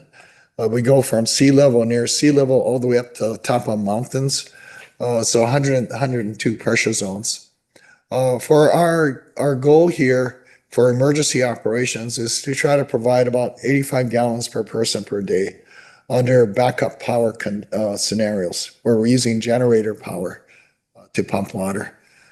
Currently with generator power, with the generators that we have, both mobile generators and fixed generators, plus our tunnel sources, and you saw Dominic's presentation about the tunnel sources up in the mountains. They don't require electricity and they're still functioning. Water will flow by gravity into the water system. About 74 million gallons a day of capacity is there. Our goal is to get to cover about 85% of our service area. So that's important to know that we don't have enough capability to provide backup power to 100% of our service area. I'll say the reason for that is we have about over 90 well pumping stations around the island. These are water sources. We have over 90 booster pump stations around the island. Put them together, there are over 180 stations, not counting the reservoirs, that would require backup generators. We just don't have that capacity. And we're trying to maximize what we have right now to also address servicing some of the most critical healthcare facilities like hospitals around the island. So we did that determination by looking at the 10th percentile to give a realistic load demand. We expect, I want to make it clear to our community and to our customers, when there's a disaster, please don't use water as you normally would use under non-disaster conditions. get into a conservation mode and use only what you absolutely need to survive. Comparing with the World Health Organization, which suggests 100 to 200 liters per capita per day, about 26 to 52 gallons per day. We assume the indoor water demand, because there should be hopefully no outdoor irrigation during a disaster, just indoor uses, about 85 gallons per capita per person per day. We're assuming that our generators can at least pump one of the well pumps at each location. So this level of service, it varies from no access to water to where you have to actually do a 30-minute round trip to get the water. Very low at 5 liters per capita a day. I'll just say 5 liters if somebody has their calculator handy. I think that ends up being about, is it about 1 gallon per person per day? Hold on. 4 liters is just over, is just over a gallon. Yeah, just over a gallon. Yeah. Thank you. That's what we use on the canoe as a measure. Measuring to get enough water. It's so gallon of water per person per day. HIEMA recommends and DEM recommends 1 gallon per person per day. So when they're talking about that, if you look at this chart here, 5 liters per capita a day, public health risks of poor hygiene is very high because hygiene practice is compromised. Basically, you're doing minimal hygiene. Also, intervention priority. It's very high. So what we figured out is that we're going to go up to about 85 gallons per day. So lately, 85 gallons per capita day it's about 321 liters per person per day.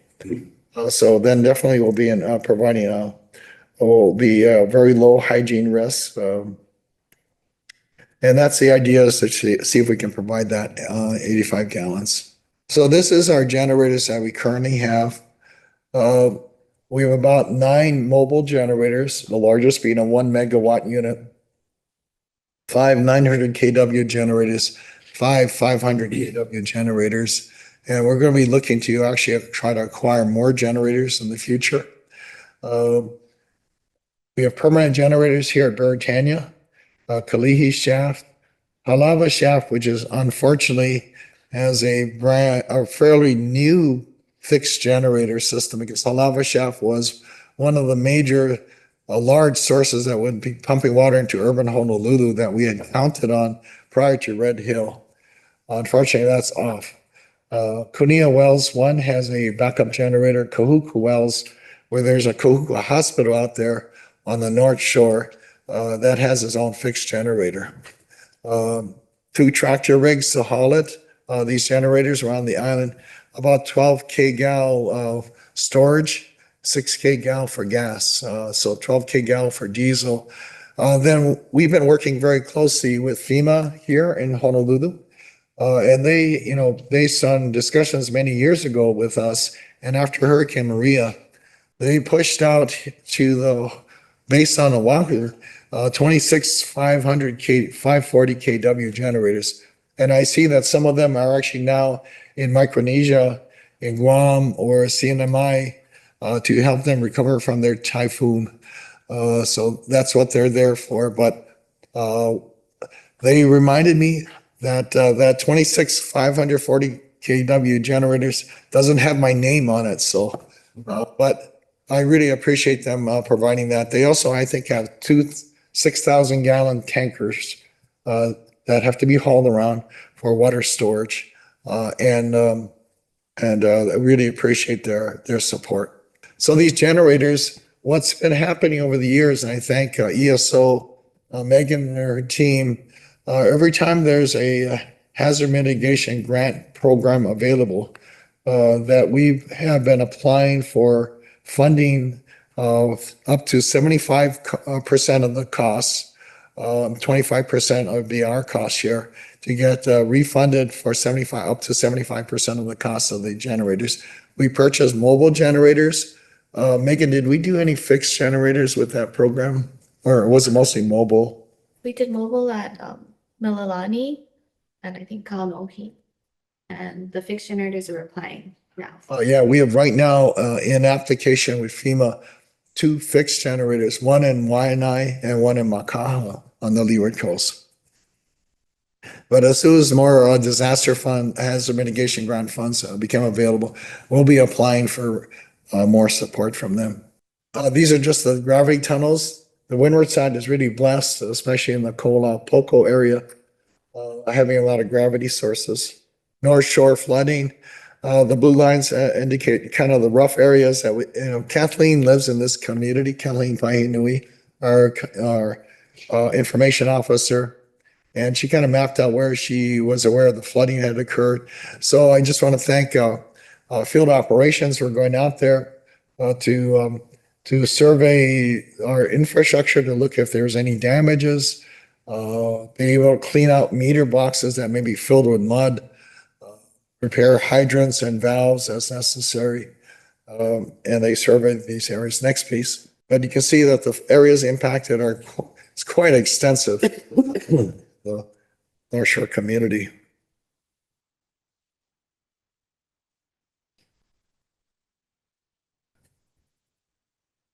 And, there was flooding a few years ago in East Honolulu that was also a presidential disaster declaration too. But the North Shore was just terrible, especially on the North Shore. But I do want to caveat the Leeward Coast and other parts of the island also suffered, but the biggest impacts were on the North Shore. Not all the water systems serving this area is Board of Water Supply, but we serve the largest number of people in the area. Flooding in Mokuleia, the boil water notice. So 321 to 325, 4 days. And now because of the presidential declaration, FEMA's public assistance program is now implemented, and we'll be applying for reimbursement of some of our damages that we've experienced.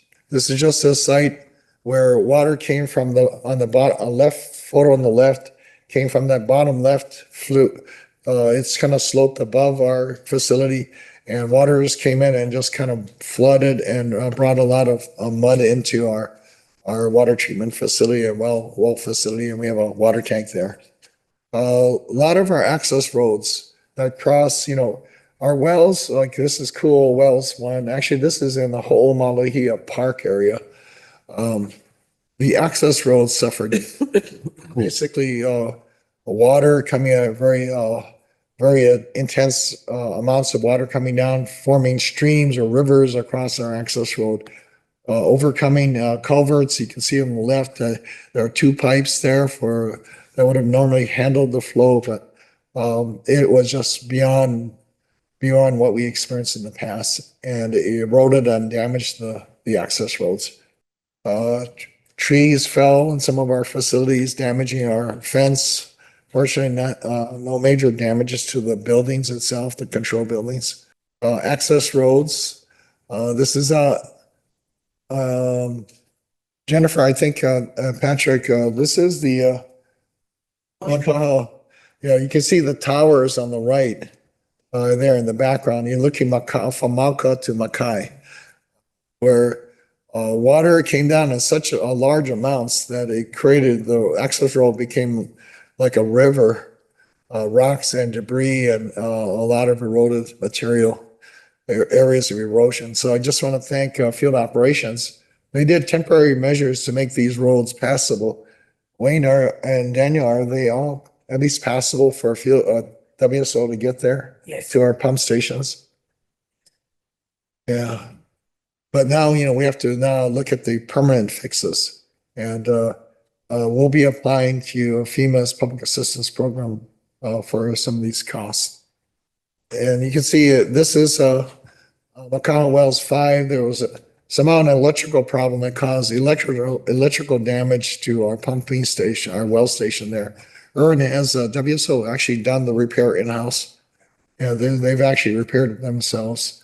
They're really good electricians, but a lot of mud and debris. So the public assistance program, I won't bore you by this complicated chart, but this is the process that we'll be going through to apply for funding. We also participate in a community assistance center, and I just want to thank Jennifer Elfline and Jewel, and also Jenny. Jenny is the head of our collections group there in customer care, and she was willing to go out to the community access assistance center. I think it was a day of a holiday the first time, and this was stood up at the Waialua District Park, and she was out there throughout that process. Was she out of? Jewel took wine the other day, but I just want to thank customer care and also communications office for helping the staff in the community assistance center. But Jenny did a wonderful job. So this is some of the water storage. In your budget, there's going to be a request for a truck-mounted water tanker with pump so that we can haul water. Wayne, what capacity are we looking at? 4,000 gallons. As the fire department's tanker. So Same size. it'll have its own pump, and it'll be for potable water. But it became very clear that we need to expand our capability to haul water, potable or drinking water, to areas. So when the boil water requirement was out for the North Shore, we positioned these tankers out in different parts of the community. But basically, the staff had to basically go monitor the levels in those tanks, and if necessary, refill by hauling them back to another area that they could refill. Closest was Waiawa then. And then drive it all the way back to the North Shore. But water storage bags, so we gave out to the community, and we had these surplus rubber boots too. That was very popular. And we are also having a financial assistance program.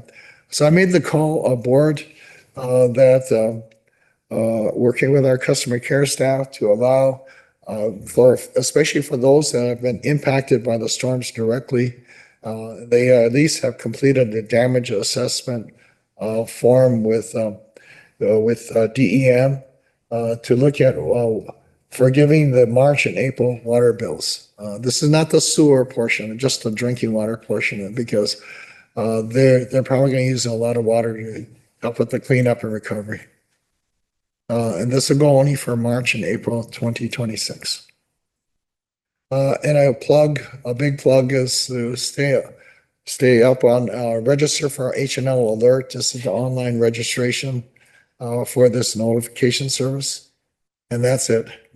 Are there any questions, board? Was any questions? Yeah, hey Ernie, thanks for the rundown. I was curious about like the precautionary measure of boiling water. Is that issue that like the city makes a decision, or does the board of water supply make a decision, or does like the emergency center like make that decision? The public water system operator has to make the call in consultation with the Department of Health. So we decided as a precaution, not knowing the full extent of the damage, but if you saw that photo of the flooding that was occurred in our service area, our concern is that some of that water could have gotten into our system and contaminated, especially since we knew that the parts of the system may have run dry because there's no water in the tank when we checked it. We were finally able to get out there. So we issued the boil water notice. Since then, there's a small private system there supplying water to Otake Camp and Mill Camp. They also issued a boil water notice after coordinating with the Department of Health Safe Drinking Water Branch. Thank you. Welcome. Any other questions? Well, just thank you to you and the staff. We were in contact over the dam and just how quickly the water was rising. Especially with the kind of context of the dam conversation that holds like a couple billion gallons. That is not our dam, for the record. out, Wahiwa side. So Yeah, it's not. yeah, just, really important. Um, be in communication, and I think like a couple of things that I would just say back to, what really resonates with me is like the, right, the level of intensity of these kinds of storms are changing. They're larger than what we could even anticipate from before. And so we need more tools, whether it's these potable water tankers or, more generators to be able to meet the needs of our customers while other parts of the ecosystem that help us meet those needs are not available, whether it's power from eco or, potable water because of just the sheer amount of rain that persists. So, thank you to staff for chasing those down when grants become available, but it's clear if you look at the data, we're gonna need more and more of these tools. Our past is no longer a good predictor of what the future could bring. Agreed. Thank you. Agreed. Any other questions? Okay, thank you so much. And that's the perfect segue for, item number 4 on our list. Our past may not be the best predictor for what the future may hold. Status update of all groundwater levels at index stations. Chair recognizes, Barry Usagawa, who I would not shame you by saying how many decades you have been here, because we're much younger than the number of decades that you have been here. It must be the good, Water. the good water. Thank you. Yes. I signed a letter of recognition with your name on it earlier last week, and I just want to thank you for your years of service, Barry. Thank you very And much. all the work you do. It's really important that we have the kind of continuity that you provide. So thank you. Yeah. Inside feels old, but power naps really. And I'm sorry, siesta, they had something going right with the siesta. Barry. So good afternoon, Chair and members. We had 4 index stations in low groundwater for March. So I get to tell you how much rain we had. Pearl City, Punaluu, Wailoa in caution, Kamaki in alert. Production was 120 milligallons per day, pretty low. The rainfall index was 319% of normal. And in the 40 years that I've been working, I've never seen them over 300. It was like 270, I think it was one. Yeah, but this is the most extensive. And then the 5-month is 181. Of course, there's no drought conditions. National Weather Service is saying above normal precipitation for another month through May. We'll see what else they have. In terms of the numbers, as you can see, the water levels have been depressed or decreasing. Most of them are flat, and the pumpage and rainfall pumpages are below the 5-month moving average. So yeah, I can see for February and March way higher. So then the 5-month moving average well above the red line. So I think it's safe to say we good going into the summer. Yes. And then let's see the next one. In terms of aquifer levels, and then you can see 120 well below the 5-month 5-year average and last year. So doing good on the water supply standpoint. Available for any questions. Maybe, I mean, so like the roads got all tore up, like, earning was a great kind of precursor for what you're talking about here. And we see this moving average rainfall intake go up. And what does that translate for you in terms of like actually recharging the aquifer when you see this kind of deluge and then it goes away? How helpful is it? It's helpful. A lot of it ran off though. When you get high intensity, it runs off. The slow, steady rainfall, that's what percolates. Yeah. Certainly helpful. After last year's very dry year, every month was above our average in terms of production. Rainfall was like 70%, 67% of normal. So yeah, we get these, fortunately, with varying weather, we get these swings of heavy, intense drought, intense flood. And that's what the UH forecasters have predicted for climate change. And we actually are seeing it in real data. Yeah. It's just like a really important set of this event, I mean, is like, you know, we're so lucky nobody died. Yeah. But this is like, what you just said is so important, is like we're seeing the forecast play out. And this has this net effect of all of the stuff that you've been tracking all these years, right? The health of the aquifer, the sustainable yield, the trade wind days, how much rain, all that stuff is so important to the work that gets done here to really be able to encapsulate whether or not we can meet the current need and future needs into near future, far future. So yeah, that's like that last sentence. Still need to pursue our alternative water sources. Yeah. And conservation as well, because they swing, so. Yeah. Members, any other questions, comments? Appreciate it. Thank you, Barry. Your service. Moving on to the last. And I just want to say to you folks, like Daniel Lee, he took very clear direction at the last time we talked.